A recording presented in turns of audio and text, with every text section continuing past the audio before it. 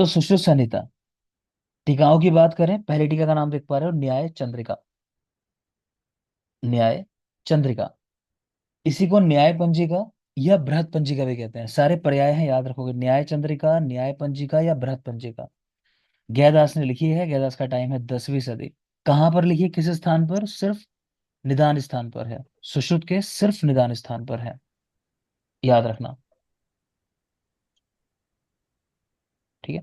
Next है भानुमति टीका या तात्पर्य टीका भी बोलते हैं उसको। चक्रपाणी ने लिखी है, ध्यान रखने की बात है। चक्रपाणी को चरक चतुरानन और सुश्रुत सहस्र नयन ये उपाधि दी गई है। चरक चतुरानन लिख लो जिसको नहीं पता। चक्रपाणी को चरक चतुरानन कहते हैं और सुश्रुत सहस्र नयन इनकी उपाधि है, क्योंकि दोनों पे टीकाएं लिखी हैं। तो सुश्रुत के ऊपर भानुमति या तात्पर्य टीका टीका 11वीं सदी इनका टाइम है। सिर्फ सूत्र स्थान पर लिखी है भानुमति टीका, सुश्रुत के सूत्र स्थान पर। सुश्रुत की सबसे फेमस टीका जो है उसका नाम है निबंध संग्रह। ये डलहर ने लिखी है। टाइम है इनका 12वीं सदी। ये कंप्लीट सुश्रुत के ऊपर लिखी गई है, संपूर्ण सुश्रुत पर। निबंध संग्रह डलहर 12वीं सदी। बहुत बहुत जरूरी। सुश्रुतार्थ संदीपन हारण चंद्र ने लिखी है। अगेन समग्र सुश्रुत पर।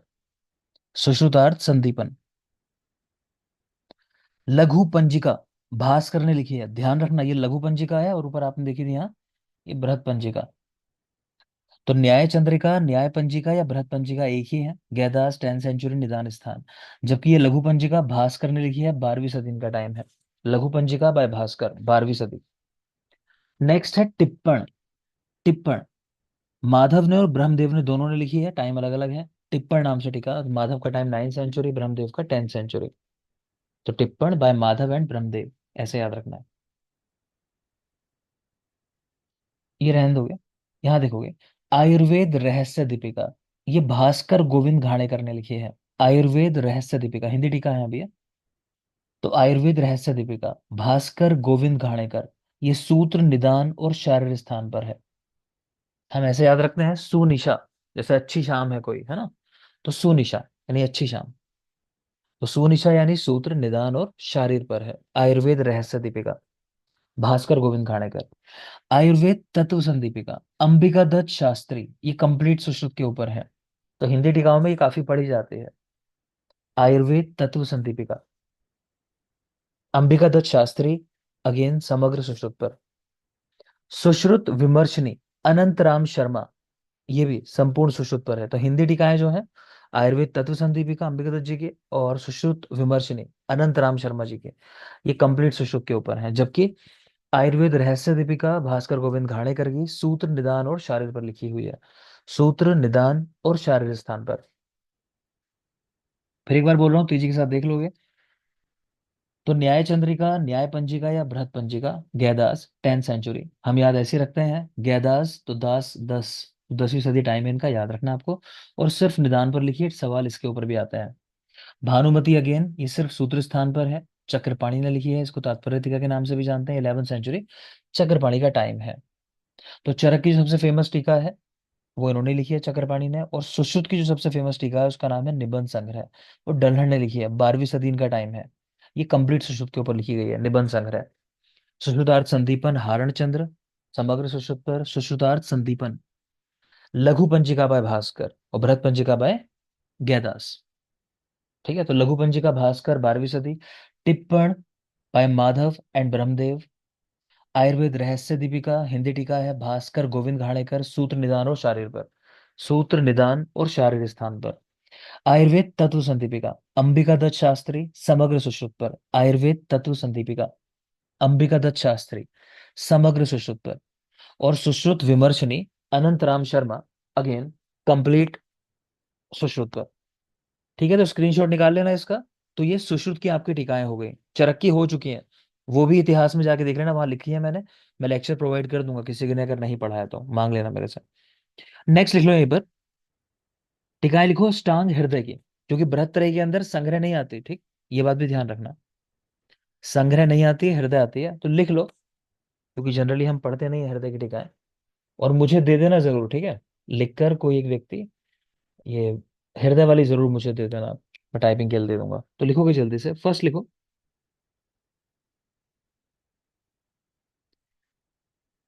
लिखो, टीका का नाम ही है, संस्कृत टीका है, अष्टांग हृदय टीका, ऐसा। भट्टार हरिश्चंद्र, भट्टार हरिश्चंद्र। टाइम है इनका 4th 5th सेंचुरी, चौथी 5वीं सदी।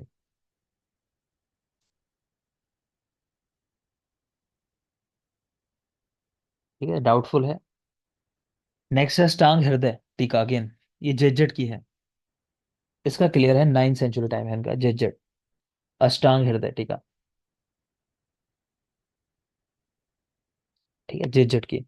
अब लिखो मेन टीका यहाँ से आती है जिन पे सवाल आते हैं अष्टांग हृदय की। पहले लिखो पदार्थ चंद्रिका, पदार्थ चंद्रिका, सामने लिखोगे चंद्रनंदन,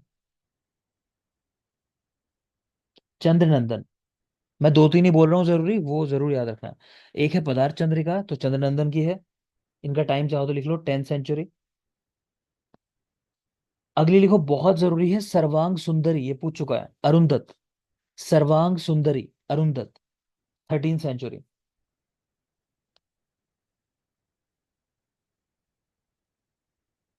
सर्वांग सुंदरी, अरुंधत, 13th सेंचुरी। फिर लिखो आयुर्वेद रसायनी, हेमाद्रि, आयुर्वेद रसायनी, हेमाद्रि, टाइम अगेन वही 13th सेंचुरी। सर फिर से repeat। बेटा मैंने आपको वाग्भट की जो टीकाएं बताई हैं, जो जरूरी टीकाएं उन्हीं की मैं मेन बात करूंगा, वही जरूरी है। पहली बताई पदार्थ चंद्रिका, चंद्रनंदन, 10th सेंचुरी। दूसरी सर्वांग सुंदरी, अरुंधत, 13th century. Ayurveda Rasayani, Hemadri, Hemadri, screen पर लिख रहा हूं मैं, अगर हेमाद्रि का नाम लिखने में समस्या आ रही है, हेमाद्रि की। तो Ayurveda Rasayani, Hemadri, 13th century. Next लिखो, लिखो संकेत मंजरी, संकेत मंजरी, संकेत मंजरी। नाम लिखेंगे Damodar, 14th century, 14th century, Damodar, संकेत मंजरी। नेक्स्ट लिखो, बहुत जरूरी है, वाग्भट खंडन मंडन। कुछ लोग को याद होनी चाहिए, वैसे याद है किसी को, किसने लिखी सर है? बटनहरी, सर बटनहरी। ठीक है, तो लिख लेंगे, नरहरि ने लिखी है, नरहरि, वाग्भट खंडन मंडन, नरहरि, 14th सेंचुरी।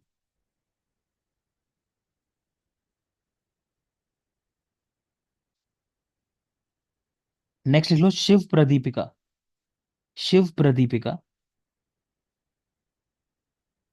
शिव शर्मा। और एक हिंदी कमेंट्री है, वो भी चाहो तो लिख लो, बल्कि दो हैं, दोनों के नाम लिख लो। एक लिखो निर्मला, निर्मला, हिंदी टीकाएं हैं निर्मला, ब्रह्मानंद त्रिपाठी, निर्मला टीका, ब्रह्मानंद त्रिपाठी,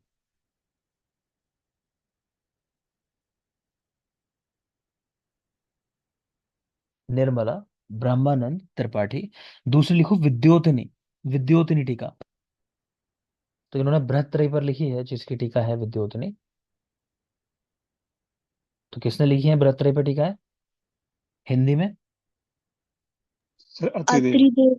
ठीक है, तो लिख लेंगे, अत्रिदेव विद्यालंकार। अत्रिदेव विद्यालंकार। अत्रिदेव। ठीक है बेटा, अत्रिदेव विद्यालंकार, नाम लिख लेंगे, अत्रिदेव विद्यालंकार। तो हिंदी टीकाओं में निर्मला और विद्योतिनी है, निर्मला बाय ब्रह्मानंद त्रिपाठी और विद्योतिनी बाय अत्रिदेव विद्यालंकार, अत्रिदेव विद्यालंकार। ठीक है, तो ये हमारा बृहत्तर ही हो जाता है, मगर फिर भी आप एक नाम और लिख लो, अष्टांग संग्रह की एक टीका का नाम लिख लो, शशि लेखा। मैं लिखवा रहा हूँ अलग से, बृहत्तर में नहीं आती है, ठीक, शशि लेखा, इंदु ने लिखी है अष्टांग संग्रह के इंदु। ऊपर, इंदु, अष्टांग संग्रह, उसकी टीका शशि लेखा है, इंदु ने लिखी है। नेक्स्ट देखोगे, अब शारंगधर की देख लेते हैं, चलो। शारंगधर वाली टीका है, अगेन इसका स्क्रीनशॉट ले लो, इस पेज का सिर्फ 4 5 ही नाम है, यही देखने हैं हमको। तो देखोगे, सर विद्योतिनी किसने लिखी? विद्योतनी उस पे है, हृदय पे, विद्योतनी टीका, अत्रिदेव विद्यालंकार सर की। ठीक है, आगे सर देखोगे। उसके बाद कोई बताया था? उसके बाद बेटा इंदु की टीका बताई है, इंदु शशिलेखा अष्टांग संग्रह पे। इंदु शशिलेखा अष्टांग संग्रह। मगर मैं ये बता रहा हूँ कि वो बृहत्त्रयी में नहीं आती, ये भी ध्यान रखना, मैंने अलग से लिखवाई है वो। बृहत्त्रयी में चरक सुश्रुत अष्टांग हृदय आते हैं, संग्रह नहीं आती है। ठीक है ना, तो वो याद रखना आपके, क्योंकि सिलेबस में बृहत्त्रयी और लघुत्रयी की टीकाएं कही गई हैं। तो बृहत्त्रयी हमारा हो गया, अब लघुत्रयी पे आ जाते हैं। शारंगधर माधव भाव प्रकाश, तो देखोगे शारंगधर, तो शारंगधर संहिता पर पहली टीका बोप देव ने लिखी, टाइम है इनका 13 सेंचुरी, और मैंने ये भी लिखवाया होगा, मतलब लिख लो आप, नहीं लिखवाया होगा तो 13 सेंचुरी का उत्तरार्ध, ऐसा लिख लो, 13वीं सदी का उत्तरार्ध। ठीक है, क्योंकि 13वीं सदी के पूर्वार्ध में खुद शारंगधर थे, उनका समय है, तो उनके ऊपर टीका जो लिखी है बोपदेव ने लिखी है, 13वीं सदी के उत्तरार्ध में लिखी है। तो पहली टीका इनकी बोपदेव की लिखी हुई है, नाम उसका नहीं है यहाँ, है ना, तो कई बार उसी नाम से लिख दिया करते थे कि शारंगधर संहिता टीका ऐसा। तो 13 सेंचुरी बोपदेव। नेक्स्ट देख रहे हो, दीपिका टीका लिखी है एक, ये भी काफी जरूरी है, दीपिका टीका बाय आर्डमल, टाइम भी जरूरी है इसका, 14 सेंचुरी। दीपिका टीका बाय आर्डमल, 14 सेंचुरी। नेक्स्ट है गूढ़ार्थ दीपिका, जिसका दूसरा नाम है गूढ़ार्थ संदीपन। तो गूढ़ार्थ दीपिका या गूढ़ार्थ संदीपन बाय काशीराम, टाइम इनका 17 सेंचुरी। तो गूढ़ार्थ दीपिका या Gudhartha Sandipana by Kashiram, 17 century. Next Ayurveda Dipika और गूढ़ान दीपिका बाय रुद्र भट्ट। तो आयुर्वेद दीपिका नाम से चरक की भी टीका है ना, चक्रपाणी की, तो ये रुद्र भट्ट ने भी लिखी है। आयुर्वेद दीपिका या गूढ़ांत दीपिका बाय रुद्र भट्ट, 17 सेंचुरी। तो बस ये टीकाएं हैं इनकी। तो पहली टीका बोपदेव 13वीं सदी, फिर दीपिका टीका बाय आडमल 14 सेंचुरी, गूढ़ार्थ और गूढ़ार्थ संदीपन दोनों काशीराम की हैं। गूढ़ार्थ दीपिका या गूढ़ार्थ संदीपन दोनों काशीराम, 17 सेंचुरी, नाम उसी का दूसरा नाम है। और आयुर्वेद दीपिका या गूढ़ांत दीपिका, ठीक है, ऐसे याद रखना, देखो इसमें दोनों नाम गूढ़ार्थ है, नीचे वाले में गूढ़ांत है, तो अंतर है, जो गूढ़ार्थ वाले हैं वो एक ही है, काशीराम।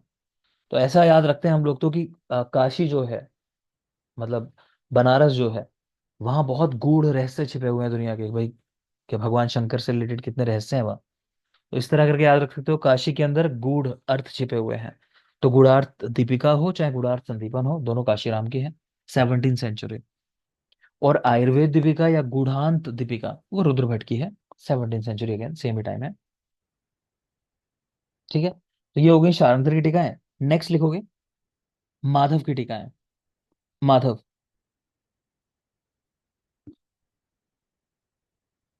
ठीक है, फर्स्ट लिखो, लिखो मधुकोश टीका, मधुकोश। अक्सर आप माधव की जगह मधुकोश की पढ़ रहे होते हो मैक्सिमम टाइम, है ना। तो मधुकोश टीका बाय विजय रक्षित एंड श्री कंठदत्त, विजय रक्षित और कंठदत्त, ये गुरु शिष्य हैं, विजय रक्षित और कंठदत्त। 12वीं सदी, टाइम लिखना चाहो तो 12वीं सदी, मधुकोश। नेक्स्ट लिखो, बहुत जरूरी है बेटा, आतंक दर्पण। अगली टीका है आतंक दर्पण, नाम लिखो वाचस्पति, वाचस्पति 14 सेंचुरी, काफी जरूरी है, बिल्कुल याद रखोगे। आतंक दर्पण, वाचस्पति, 14 सेंचुरी टाइम है इनका। नेक्स्ट लिखें सिद्धांत चिंतामणि, सिद्धांत, सिद्धांत चिंतामणि, नरसिंह कविराज, नरसिंह कविराज, नरसिंह कविराज, सिद्धांत चिंतामणि बाय नरसिंह कविराज, 17 सेंचुरी टाइम है। मैं नहीं कह रहा याद करने को, तीन बोली इनकी संस्कृत टीका है आपको, एक बोली मधुकोश विजय रक्षित और कंठदत्त 12वीं सदी, फिर आतंक दर्पण वाचस्पति 14 सेंचुरी, सिद्धांत चिंतामणि नरसिंह कविराज 17 सेंचुरी। नेक्स्ट लिखेंगे हिंदी टीका है, हिंदी टीका। फर्स्ट लिखो विद्योतिनी, विद्योतिनी टीका, सुदर्शन शास्त्री, विद्योतिनी बाय सुदर्शन शास्त्री।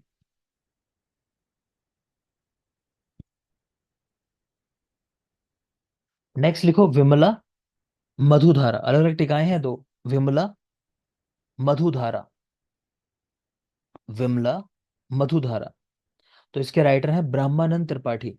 विमला मधुधारा, ब्रह्मानंद त्रिपाठी। पीछे आपको पढ़ाई थी सर्वांग सुंदरी, वो किसके ऊपर लिखी गई है? अरुणदत्त पे। हृदय। अरुणदत्त। अरुणदत्त। अरुणदत्त। हृदय पे। अरुणदत्त नहीं लिखी। अष्टांग और अष्टांग हृदय के ऊपर। हृदय। हृदय। ठीक है ना, तो सर्वांग सुंदरी अरुणदत्त की थी। अब लिखोगे, दोबारा लिखो सर्वांग सुंदरी। सर ये सुंदरा नहीं है इसमें, मतलब हाँ डिफरेंस है ना दोनों। हाँ बेटा, लेकिन बुक्स में लिखा सुंदरी मिलता है। खैर लिख लो, चलो सर्वांग सुंदरा कर लो, सही कह रहे हैं, सर्वांग सुंदरा नाम से। वैसे क्वेश्चन सुंदरी नाम से भी आ चुका है इसके ऊपर एक बार, लेकिन लिख लोगे सर्वांग सुंदरा कर लो, सुंदरी की जगह सुंदरा कर लो। अब की बार जो लिखवा रहा हूँ, सर्वांग सुंदरा। लालचंद वैद्य, लालचंद वैद्य। ठीक है, तो यही ज्यादा बेहतर है वैसे, क्योंकि डिफरेंशिएशन भी हो जाता है कि सर्वांग सुंदरी आपसे कहे तो लगाना अष्टांग हृदय के ऊपर, अरुंधत की सर्वांग सुंदरी। सर्वांग सुंदरा कहे, सर्वांग सुंदरा, तो वो लालचंद वैद्य की है माधव के ऊपर। सर्वांग सुंदरा, लालचंद वैद्य और माधव। कौन सी बची लास्ट? भाव प्रकाश। नेक्स्ट लिखो भाव प्रकाश। तो भाव प्रकाश पे लिखो, लिखो सदवैद सिद्धांत रत्नाकर। सदवैद्य पूरी बुक का नाम है, सदवैद्य सिद्धांत रत्नाकर। सदवैद्य सिद्धांत रत्नाकर। नाम लिखेंगे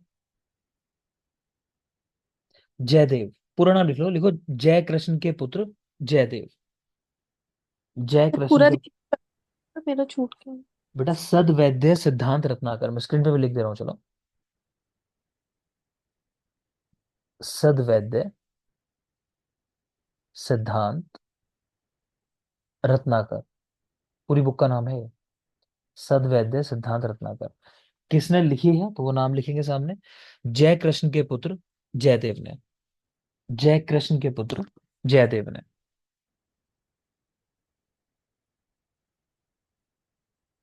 ठीक है, तो आपका टीका वाला पोर्शन भी हो गया, जय कृष्ण के पुत्र जयदेव ने। नेक्स्ट आ जाओगे, ये जनपद ध्वंस वाले जो नोट्स दिए आपको, इसको जरा कवर करते हैं। तो आयुर्वेद वाला पॉइंट छूटा हुआ है जनपद ध्वंस का आपका पूरा, बाकी तो एपिडेमियोलॉजी जो आप लोगों ने देखी है वो सारी डिजीज कैसे कैसे होती हैं, मतलब वो है, देखोगे चलो जल्दी से यहाँ। तो चरक संहिता में विमान 3 वो चैप्टर है जहां जनपद ध्वंस का उल्लेख आया है। ठीक है, देखते हैं यहाँ पे क्या लिख रहे हैं। तो ये कुछ पर्याय है जनपद ध्वंस के, कि चरक ने जनपद ध्वंस कहा, सुश्रुत ने इसको मरक कहा है, नाम से पता चल रहा है मरक मार दे जो, और भेल ने जनमार कहा है, जहां जन इन लोग एक साथ मरे बहुत सारे। तो चरक जनपदोध्वंस, सुश्रुत ने मरक और भेल ने इसको जनमार कहा। ये कंडीशन डेवलप क्यों होती है? तो कुछ मेजर हमारी नीड होती है, कह लो आपकी वायु, जल, देश और काल। ये वो चीजें हैं जो हम एक जैसी शेयर करते हैं लगभग, है ना। अगर मैं यहाँ रह रहा हूँ तो मैं भी इसी माहौल में रह रहा हूँ, अमीर हूँ गरीब हूँ फर्क नहीं पड़ता, आप भी इसमें रह रहे हो, दूसरे भी इसी में रह रहे हैं, ठीक। तो जब भी ऐसा कोई भाव विकृत हो जाएगा तो एक साथ बहुत सारे लोगों को इन्वॉल्व कर लेगा। ठीक है, तो ये 4 भाव हैं जनपद के, बिल्कुल आपको याद होने चाहिए, वायु, जल, देश, काल। हम इसका क्रम भी याद रखते हैं क्योंकि लिख रहे हैं कि ये उत्तरोत्तर दुष्परिहार्य है। मतलब अगर वायु में कोई समस्या हुई तो ठीक करना आसान है, जल में हुई तो थोड़ा मुश्किल हो जाएगा, देश में तो और मुश्किल, और अगर काल ही ठीक ना हो, समय ही ठीक ना हो, तब तो कुछ कंट्रोल ही नहीं कर सकते। जैसे आजकल क्या चल रहा है कि ये समय थोड़ा सा खराब चल रहा है, अगर देखोगे तो, कि बारिश हो रही है खूब ज्यादा, अभी तो रुकी हुई है, तो नहीं होनी चाहिए। तो अगर काल चाह लेगा कि सब गड़बड़ करनी है तो फिर कुछ कंट्रोल नहीं कर सकते उसको आप। ठीक है, तो वायु, जल, देश और काल। तो याद रखोगे उत्तरोत्तर परिहार्य हम कैसे याद रखते हैं? एक ट्रिक याद रखते हैं हम लोग, कि बाज देख, कि आसमान में बाज उड़ रहा होगा, उसको कह रहे हैं कि बाज देख। बाज यानी वा से वायु, जा से जल, दे से देश, और खा की जगह का, मतलब तो बाज देख, वायु, जल, देश, काल, उत्तरोत्तर दुष्परिहार्य है। जब ये भाव विकृत हो जाते हैं तब जनपद ध्वंस का कारण बनते हैं। अब कुछ उदाहरण दिए हैं। विकृत वायु का उदाहरण क्या है? जैसे कि वायु का पांशु और धूम से उपहत होना, यानी कि धुआं होना चारों तरफ। पांशु कहते हैं रेत को, मिट्टी को, उसका होना एयर में। तो पता चलता है कि विकृत वायु है यहाँ। विकृत देश का उदाहरण क्या है? तो धूम्र पवन। स्पेशली याद रखना, मुझसे पूछना मत कि धूमोपहत धूम्र पवन में कुछ अंतर है क्या। अंतर कुछ नहीं है मेरे हिसाब से तो, ठीक है, लेकिन जैसा बुक में लिखा है उसको रटा जाता है बिल्कुल। तो धूम्र पवन जो उदाहरण है वो विकृत देश का है, और धूम उपहत वो विकृत वायु का उदाहरण है। ठीक है, बिल्कुल याद रखना। प्लस शुद्ध जलाशय, अगेन ये आपको लग सकता है विकृत जल का लक्षण, विकृत जल नहीं है, विकृत देश के उदाहरण में है शुद्ध जलाशय होना। और एग्जाम में सवाल पूछ चुका है कि सुनामी जो आई थी वो किसके उदाहरण में रखोगे? तो विकृत देश के उदाहरण में है, क्योंकि वहां जलाशय शुद्ध हुए थे, इतनी ऊंची ऊंची वाटर वेव्स बनी थी वहां। ठीक है, तो बिल्कुल याद रखेंगे कि धूम्र पवन और शुद्ध जलाशय विकृत देश का उदाहरण है। आगे चलिए। रोग उत्पन्न हो जाए और मृत्यु सूचक दैव अनुपस्थित हो, तो उस कंडीशन में कह रहे हैं क्या चिकित्साएं करनी चाहिए? तो पंचविध कर्म करने चाहिए, मतलब पंचकर्म की बात कर रहे हैं। ठीक है, ये मुख्य चिकित्सा है। तो आपके सिलेबस में अगर आप देखोगे तो उन्होंने ऐसा लिखा है कि जन्मों ध्वंस से क्या समझते हो, और इसमें पंचकर्म चिकित्सा का महत्व समझाइए। ठीक है, तो महत्व में वही जो आप जानते हो पंचकर्म के बारे में वही सब बताना है, कि जो भाव विकृत है उसमें उस हिसाब से क्या चिकित्सा करोगे। जैसे कब दोष बढ़ा है, आप रिलेट कर लेना, अगर सब्जेक्टिव में आएगा तो। ऑब्जेक्टिव में क्वेश्चन नहीं बनेगा ना, बुक में भी इसमें ज्यादा कुछ नहीं लिखा उन्होंने, बस यही बात की है कि पंचकर्म कराना है। ठीक है, तो इसको याद रखना, इसको परम भेषज कहा गया, रसायन का प्रयोग करने को कहा गया। और देखिए, सत्यम भूते दया दानम बल्यो देवतार्चनाम। ठीक है, और सदव्रत अनुवृत्ति, प्रश्मो गुप्तिर आश्मन आत्मनः। मतलब यह है कि जब ऐसा समय आए तो क्या करना चाहिए? कि जीवधारियों को सत्य बोलना चाहिए, दया करनी चाहिए, दान करना चाहिए, देवताओं की पूजा अर्चना करनी चाहिए, सद्व्रत का पालन करना है। तो ये सारे उपाय करने से ये शांत होता है, इसका प्रभाव जन्मोध्वंस का। ठीक है, मतलब वही है, जब काम बिगड़ने लगे तब भगवान याद आता है, तो वो वाली कहानी है, तब अच्छाई की तरफ मुड़ जाओ। जन्मोध्वंस का मूल क्या है? सबसे जरूरी बात है ये। जन्मोध्वंस का मूल है अधर्म या पूर्व जन्म के किए हुए असद कार्य। बिल्कुल याद रखना, पूछता है सीधा जन्मोध्वंस का मूल क्या है, तो आपको आंसर लगाना है अधर्म। दूसरा पूछेगा जन्मोध्वंस की योनि क्या है, तो आंसर लगाना है प्रज्ञापराध। दोनों वर्ड्स को बिल्कुल याद कर लोगे। तो मूल अधर्म और योनि प्रज्ञापराध। नेक्स्ट बता रहे हैं कि जैसे जैसे समय बीतता है तो धर्म का एक पाद हीन होता जाता है, और धर्म जैसे जैसे हीन होता है वैसे वैसे हमारी आयु भी कम होती जाती है। जैसे पुराने लोगों के बारे में हम पढ़ते हैं कि 200 साल जीवित रहते थे, है ना, कि अश्वत्थामा की अभी कहानी आजकल काफी चल रही है कि अब तक जीवित है मान लो। ठीक है, तो कारण कि पहले का काल अलग था। तो इसमें क्या सवाल पूछा जाता है? ऐसा पूछ लेता है युगे युगे चुनिंदा ब्लैंक, है ना, क्रमेण अनियत है। ये किसके लिए लिख रहे हैं कि युग युग में टाइम टू टाइम किस चीज का क्षय हो रहा है? तो धर्म का क्षय हो रहा है। याद रखना, धर्म पाधा क्रमेण अनियत है। फिर सेकंड लाइन में पूछ लेते हैं कई बार, ये लाइन रख के पूरी, युगे युगे धर्म पादा क्रमेण अनियत गुण पादश्च भूतानाम एव, क्या फिलिंदा ब्लैंक मतलब प्रिलियते, क्या नष्ट हो जाता है? तो लोक, लोक मतलब हम कह लो मनुष्य, कि हम नष्ट हो जाते हैं, सृष्टि का नाश हो जाता है। तो धर्म जैसे जैसे हीन होगा तो लोक भी नष्ट हो जाएगा, दुनिया भी नष्ट हो जाएगी, एक टाइम आएगा। तो यहाँ पर आयु बता रहे हैं कि कृतयुग था जैसे सबसे अच्छा टाइम, तो वहां हमारी आयु जो होती थी 400 साल होती थी मैक्सिमम। त्रेता युग में आयु घट के 300 साल रह गई, द्वापर में 200 साल, और जो कलयुग चल रहा है अभी इसमें 100 साल। तो आपको ये भी याद होना चाहिए, कृत त्रेता द्वापर कलयुग स्पेशली याद रखोगे। त्रेता में 300 है, द्वापर में 200 है आयु, है ना। तो द्वापर में ऐसा मत कर देना, कहीं द्वापर के अंदर आयु आप 300 वर्ष लगा दो कि सेकंड नंबर पे आता है, ऐसा सोच के कि द्वापर 2 कह रहे हैं तो सेकंड नंबर पे आता होगा, तो ऐसा नहीं है।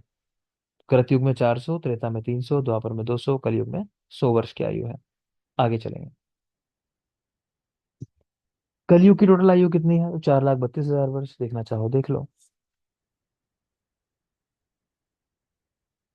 ये कुछ नहीं, छोड़ो इसको। लास्ट में एक श्लोक देख पा रहे हो, कर्म किंचित क्वचित काले विपाके नियतम महतम चा। इसका मतलब यह है कि कर्म जो भी कर रहे हो ना उसका जरूर परिणाम होगा। हो सकता है कि आज ना हो, उसका परिणाम कल मिले, आपको कल भुगतना पड़े। अक्सर सुना होगा कि जो गलत कर रहा है कहते हैं कि इसका फल मिलेगा एक दिन तुमको, है ना। तो वही बात है कि आप जो भी कर्म कर रहे हो उसका लाभ मिलेगा या नुकसान मिलेगा जो उससे होना चाहिए। यही बता दोगे मुझे पंकज? Pankaj, yes sir. अवलेह किस कल्पना का रूपांतरण है पंचकशाय कल्पनाओं में? अब सर कवात का। और इसकी स्टेजेस हैं, बनाते हैं जब इसको तो क्या क्या बनता है? अब जब सर लास्ट, नहीं पता। लास्ट में घन बनता है ना बेटा। हाँ जी सर। उसके पहले की दो नाम और बताए मैंने आपको। अरे और कोई? फलेगा पानी फलेगा तो फलेगा। फलेगा ठीक है करके ना, आ गया। तो फाड़े। फलेगा ट्रिक बताई थी ठीक सर। है ना, तो फलेगा हम इसी रेफरेंस में याद रखते हैं कि मतलब फलेगा मतलब कि जो भी तुमने काम किया है उसका फल तुमको मिलेगा, फलेगा ऐसा करके याद किया था हमने। तो फाड़ित, लेह और घन, इसलिए मैं पूछ रहा हूँ खाली। नेक्स्ट आ जाओगे, आपके निदान पंचक भी नहीं हुए हैं तो वो भी यहाँ लिखे हैं, जल्दी से देख लेते हैं चलो। मेनली आपके यहाँ चरक माधव के अनुसार कहा गया है। तो देखो निदान के पर्याय लिखे हैं पहले श्लोक के अंदर, आपको याद करने हैं। हेतु निमित्त आयतन, ये आयतन है, इसको सही कर लेना। आतन नहीं है, आयतन। हाँ, और बेटा जिन लोगों ने पढ़े हो पहले, कहीं कोई गलती हो बता देना, ये कल ही एक्चुअली टाइप करके उसने मुझे दिए हैं। ठीक है ना। तो हेतु निमित्त आयतन कर्ता करण प्रत्यय समुत्थान, ये पर्याय है निदान के। सर कारण है यहाँ पे। छक्का, ये कारण है। हेतु निमित्त आयतन कर, करण ही है। करण ही होगा। करण ही हाँ, सर, करण करण ही ही है। होना चाहिए। हाँ। ठीक है, करण ही है ना। करण करण। ठीक है। तो हेतु निमित्त आयतन कर्ता करण प्रत्यय समुत्थान, तो ये सारे पर्याय हैं बेटा, आपको बिल्कुल याद होने चाहिए। फिर बता रहा हूं मैं, पर्याय आपको रटने हैं बिल्कुल। ठीक है। निदान तीन है, कई बार बता चुका हूँ, निदान चार भी होते हैं, तो आपको नंबरों में नहीं पढ़ना है। आपको क्या याद रखना है वो समझ लो। एक शब्द यहाँ पर आया है, व्यभिचारी निदान, इसके ऊपर सवाल पूछा जाता है। निदान के बहुत सारे भेद बता रखे हैं अलग अलग तरीके से, लेकिन आपको बस याद रखना है व्यभिचारी निदान क्या होता है। तो सामने लिख लो, ऐसा निदान जो रोग उत्पन्न करने में असमर्थ हो। ऐसा निदान मतलब इतना कमजोर निदान है, इतना वीक निदान है, वो रोग को उत्पन्न करने में असमर्थ है। ठीक है। तो दुर्बल निदान जो रोग उत्पन्न करने में असमर्थ है। दूसरी चीज है कि मॉडर्न में इसको किस नाम से जानते हैं, मेनली वायरस के रेफरेंस में एक शब्द आता है विरुलेंस। ठीक है, तो इसका मतलब होता है कि रोग उत्पादक क्षमता कितनी है। तो ये शब्द भी लिख लेना कि विरुलेंस नहीं है उसके अंदर, मतलब बहुत वीक है, तो उसको बोलते हैं व्यभिचारी निदान। क्लियर? आगे देखिए। नेक्स्ट आपको याद रखना है व्याधि के पर्याय, ये भी पढ़ा चुका हूँ। व्याधि, आमय, गद, आतंक, यक्ष्मा, ज्वर, विकार, रोग, ये सारे के सारे व्याधि के पर्याय हैं। वाग्भट ने तीन पर्याय ये अतिरिक्त दिए हैं, पापमा, दुख और आबाद। ठीक है। इसमें आबाद का मतलब भी बता चुका हूँ शायद, जिससे बाधा उत्पन्न हो जाए। ठीक है, मतलब बहुत सारे रेस्ट्रिक्शंस आपके ऊपर लागू हो जाते हैं बीमार होने के बाद, तो वो चीज है आबाद। सर उसमें कारण ही है, मैंने संहिता में भी चेक किया, कारण तो साधन होता है सर। अच्छा, तो बेटा बता। निदान को कारण ही बोलेंगे सर, कारण तो साधन होता है, मैंने चरक संहिता में भी देखा है। अब एक मिनट दोगे फिर मुझे? चलो ठीक है, मैं इसको चेक करके बता देता हूँ। ठीक है, कारण है या करण है, मैं एग्जैक्ट बता देता हूँ, क्योंकि मैं भी श्लोक जब बोल रहा हूँ तो मुझे करण ही आ रहा है टंग पे बोलते हुए, हेतु निमित्त आयतन कर्ता करण से ऐसा कुछ ये श्लोक है। ठीक है बेटा, मैं चेक करके बताऊंगा, आप परेशान मत हो। करण कारण को छोड़ दो, मैं ग्रुप में डाल दूंगा इमेजेस की अभी। ठीक है, आगे चलो फिलहाल अभी। सर ये कारण तो अष्टाहार विधि विशेष आयतन में आता है। हाँ बेटा सर सही कह रहे श्लोक हो, में कांडों में है। तो आप जी सर। श्लोक में कारण ही है। चलो ठीक है बेटा, तो कारण कर लो, कह रहे हैं श्लोक में कारण ही है इसका। ठीक है, कारण ही बता रहे हैं तो ठीक कर लो, बाकी और मैं भी देख लूंगा एक बार। तो देख के ही बता रहे हैं तो ठीक ही बता रहे होंगे, कारण है सही कर लोगे, फिर इसे करण को कारण कर लो बेटा। क्लियर? आगे चलेंगे, आगे आ जाओगे। तो ये पांच चीजें होती हैं, निदान, पूर्व रूप, रूप, लिंग, उपशय और संप्राप्ति। ठीक है, तो निदान आपने देख लिया है। आगे देखेंगे अब, पूर्व रूप की तरफ चलेंगे। यहां देखोगे तो प्राग रूपम, प्राग उत्पत्ति लक्षणम व्याध है। पूर्व रूपम प्राग उत्पत्ति लक्षणम व्याध है। तो यानी कह रहे हैं कि व्याधि के उत्पन्न होने से पहले जो आपको लक्षण दिखाई देते हैं उनको पूर्व रूप कहा जाता है। आचार्य सुश्रुत ने षड्विध क्रियाकाल का उल्लेख किया है, तो उसके रेफरेंस में लिखा हुआ है कि किस क्रियाकाल के अंदर ये दिखाई देते हैं। तो चतुर्थ क्रियाकाल में दिखाई देते हैं, चाहो तो यहीं पर लिख लो, कि दोष दुष्य समूर्छना भी यही होती है, दोष और दुष्य का मिलना, दोष दुष्य समूर्छना, वो भी चतुर्थ क्रियाकाल में ही होती है। ठीक है, जबकि सुश्रुत पूछा नहीं है मगर लिखा है तो मैं बता रहा हूं आपको। ठीक है, दोष दुष्य समूर्छना, तो वो भी यही होती है। पूर्व रूप की अगर बात कर लें तो दो भेद हैं, सामान्य और विशिष्ट। ध्यान आ रहा होगा, सामान्य में चरक का श्लोक पढ़ाया था आपको, और विशिष्ट में बोलो किसने उल्लेख किया जोर के, विशिष्ट पूर्व रूप का उल्लेख? सुश्रुत ने। आचार्य सुश्रुत। सुश्रुत। कुछ ठीक है, तो कुछ देखना सुश्रुत ये, ने। हाँ ये लिखे हुए हैं, इनको स्पेशली बेटा याद कर लेना। मैंने वहां भी कहा था आपसे कि वातिक ज्वर में जरंभा, पैत्तिक में नयनदहा, और कफज के अंदर आरुचि, स्पेशली याद कर लेना। ठीक है, तो ये बिल्कुल याद रखोगे। नेक्स्ट देखते हैं लक्षण। प्रादुर्भूत लक्षणम पुनर्लिंगम, कि जो प्रादुर्भूत लक्षण है, अब जो बीमारी के, डिजीज के मेन कैरेक्टर है, उन्हीं को लिंग या लक्षण कहा जाता है। इसके पर्याय देखेंगे, लिंगम, आकृति, एक मिनट बेटा,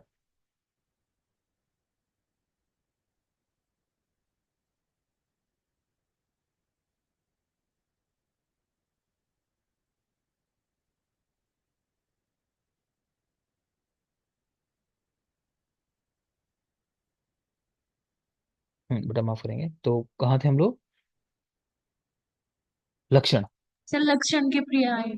ठीक है, तो लक्षण, लिंगम आइट ठीक है बेटा, तो लक्षण देख पा रहे हो, प्रादुर्भूत लक्षणम पुनर्लिंगम, और पर्याय लिखे हैं लिंगम, आकृति, लक्षणम, चिन्हम, संस्थानम, व्यंजनम, रूपम। बिल्कुल याद कर लेना है, लिंगम, आकृति, लक्षणम, चिन्हम, संस्थानम, व्यंजनम, रूपम। ये भी आपको सारे पर्याय ही याद होने चाहिए। तो ये सारे के सारे लक्षण के पर्याय हैं। यही एक आगे पॉइंट लिखा हुआ है कि आयुर्वेद और मेढर का पर्याय वो लक्षण के लिए लिखा हुआ है। ठीक है, लक्षण जो है आयुर्वेद और मेढर दोनों का पर्याय है, चाहो तो ये भी याद कर सकते हो आप। नेक्स्ट आ जाओगे उपशय। उपशय का मतलब होता है वो चीजें जो आपको फायदा पहुंचाए डिजीज की कंडीशन में। ठीक है, तो वही लिखा है यहाँ पे, उपशय पुनर्हेतु व्याधि विपरीता नाम विपरीतार्थ कार्य नाम च औषध आहार विहार नाम उपयोगा सुखानुबंधा। तो मेन बात क्या है, उपशय वो होता है चाहे वो औषध हो, चाहे आहार हो, चाहे विहार हो, लेकिन उसके प्रयोग से आपको सुख मिलना चाहिए, फायदा मिलना चाहिए। ठीक है, तो उपशय की मेन चीज क्या है कि आपको सुख दे, चाहे औषध हो, आहार हो, विहार हो। तो 18 उपशय चक्रपाणी ने बताए हैं, इसको हम कल पढ़ेंगे। लास्ट है संप्राप्ति। तो संप्राप्ति, संप्राप्तिर जातिरागति, तो ये सब पर्याय लिखे हुए हैं, और यहाँ लिखा है क्या होती है, यथा दुष्टेन दोषेण यथा चानु विसर्पता निवृत्तिर यामस्यासो संप्राप्तिर जातिरागति। देख लो जल्दी से, इसलिए पढ़ा रहा हूँ कि टाइम पूरा हुआ आज का। इसको कल कवर करेंगे बेटा। ठीक है, इसको कल कवर करेंगे, और आपके एक दो टॉपिक और जो रह गए हैं मुझे लिख के भेज देना। टाइम आज का खत्म हुआ, सेशन एंड हो रहा है, लास्ट हो चुका है बिल्कुल। जो टॉपिक किसी को